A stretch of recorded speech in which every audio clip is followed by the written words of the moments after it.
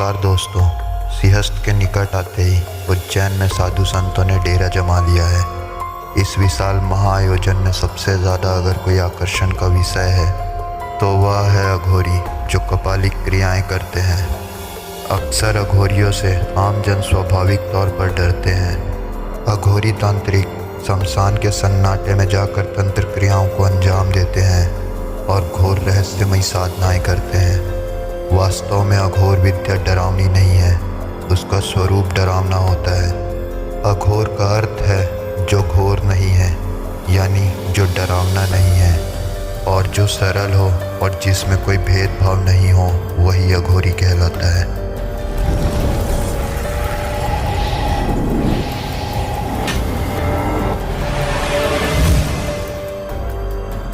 अघोर बनने की पहली शर्त है अपने मन से घृणा को निकालना। अघोर क्रिया व्यक्ति को सहज बनाते हैं। कहने का तात्पर्य है अघोरी उसे कहते हैं जो शमशान जैसी भयावह और विचित्र जगह पर भी उसी सहजता से रह सके जैसे लोग अपने घरों में रहते हैं। ऐसा माना जाता है कि अघोरी मानव के मांस का सेवन करता है। ऐसा करने के पीछे यही तर्क है कि व्यक्ति के मन में घृणा निकल जाए। जिन चीज़ों से समाज घृणा करता है अघोरी उसे अपनाते हैं।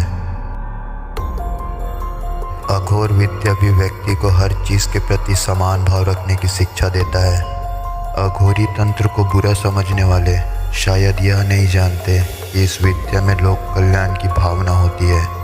अघोर विद्या व्यक्ति को ऐसा बनाती है जिसमें वह अपने पराये का भाव भूलकर हर व्यक्ति को समान रूप से देखता है और उसके भले के लिए अपनी विद्या का प्रयोग करता है। अघोर विद्या के जानकारों का मानना है कि जो असली अघोरी होते हैं वे कभी आम दुनिया में सक्रिय भूमिका में नहीं रहते। वे केवल अपनी साधना में लिप्त होते हैं। अघोरियों की पहचान ही यही है कि वे कभी किसी से कुछ मांगते नहीं हैं। साधना की एक रहस्यमयी शाखा को अघोर पंथ कहा जाता है। उनका अपना विधान होता है, अपनी विधि होती है और अपना अपना जीने का तरीका होता है।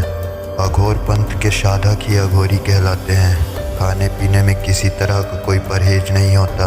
अघोरी लोग गाय का मांस छोड़कर बाकी सब चीज़ों का भक्षण करते हैं। अघोर पंथ में शमशान साधना का विशेष महत्व है, इसलिए अघोरी शमशान में ही वास करना पसंद करते हैं और उनका मानना है शमशान साधना शीघ्र ही फलदायक होता है। अघोर संप्रदाय के साधक समदृष्टि के लिए हड्डियों की माला पहनते हैं और नर मुंडों को पात्र के तौर पर प्रयोग भी करते हैं। चीता के भस्म का शरीर पर लेपन और चीता अग्नि पर भोजन पकाना इत्यादि सामान्य कार्य होता है। अघोर दृष्टि में स्थान भेद भी नहीं होता, अर्थात महल या शमशान घाट एक समान होते हैं। अघोरियों के बारे में मान्यता है कि ये बड़े ही रूखे स्वभाव के होते हैं, लेकिन भीतर इनमें जन कल्याण की भावना छुपी होती है।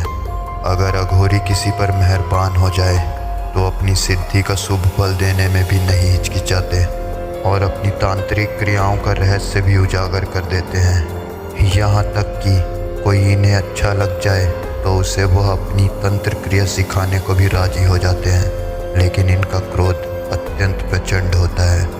कहते हैं अघोरियों के वाणी से सावधान रहना चाहिए। इनके आशीर्वाद शीघ्र फलित होते हैं। यह अगर खुश हो जाएं तो आपकी किस्मत बदलने की क्षमता रखते हैं। आमतौर पर यह किसी से खुलकर बात नहीं करते। अपने आप में मग्न रहने वाले यह तांत्रिक समाज से दूर रहते हैं।